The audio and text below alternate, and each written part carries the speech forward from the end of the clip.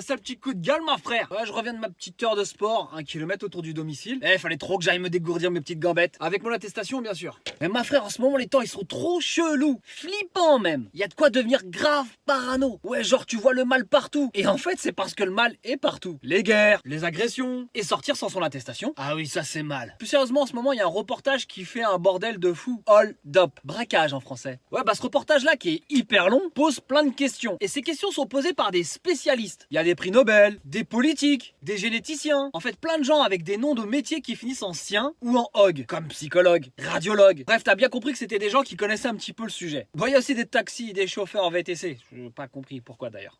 Mais de quel sujet on parle? Bah du Covid et de la gestion du Covid. Et là, sous cet angle, c'est assez particulier parce qu'on y voit quand même une sorte de petite conspiration. Ah, j'ai lâché le mot, ouais, conspiration. Oui, je suis complotiste. Enfin, non, pas vraiment, c'est pas ce que je voulais dire. Je suis pas complotiste. En fait, même si par moment, je remets un peu en question les informations qu'on nous donne. Aujourd'hui, il faut croire que d'après les médias mainstream, c'est que t'es complotiste, mec. C'est clairement ce qui s'est passé pour ce reportage. Toutes les personnes qui ont participé, à mon avis, aujourd'hui, sont dans la sauce. Il y a d'ailleurs Douste Blazy, ancien ministre de la Santé, qu'il ne veut plus rien avoir à faire avec ce reportage là. Et pourtant il pose de vraies questions. Si tu sais pas de quoi je te parle, il suffit juste d'aller voir le reportage. Bon, mis à part le fait que le réalisateur est un gars qui s'y connaît bien, on peut quand même juger un peu de la qualité du film. J'avoue, là il a un peu déconné quand même. Quoi qu'il en soit, ce reportage a énormément dérangé, choqué. On sait tous que la gestion du Covid est catastrophique, énormément d'erreurs, et que ce foutu virus a mine de rien mis le doigt là où il y avait des plus grosses lacunes de ce gouvernement. Et en même temps, quand tu vois et quand t'entends ça, le monde médical et scientifique a perdu une certaine crédibilité parce que ce débat est clôturé. La démocratie a été totalement bâillonnée en France.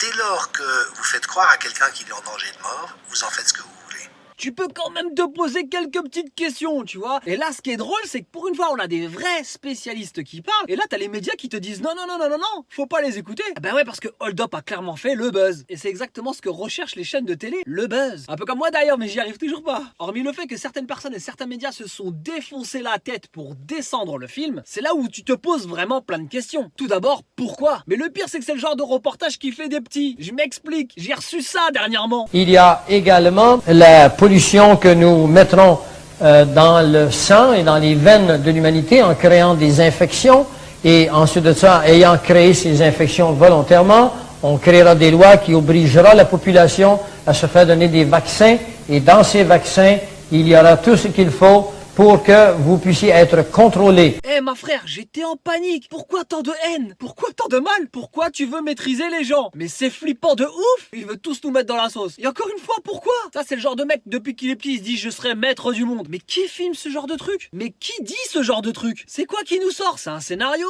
C'est une BD?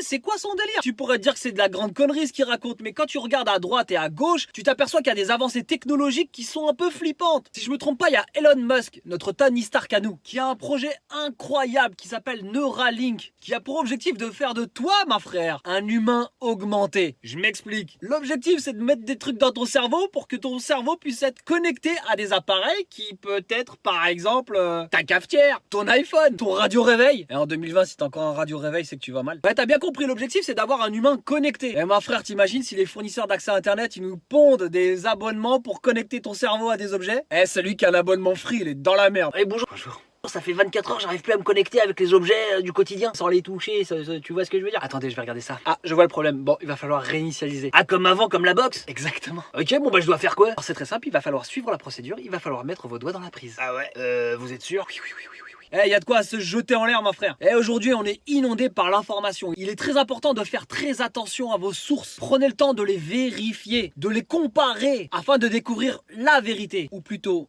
une vérité. Tu sais, ça me fait penser à X-Files. La vérité est ailleurs. En tout cas, complot ou pas complot, sache une chose et ne l'oublie pas, il n'y a pas de fumée sans feu. Alors jette-toi en l'air, va te faire follow, pluie de cœur sur toi, mon frère. Va me suivre sur les réseaux quand même. Bisous.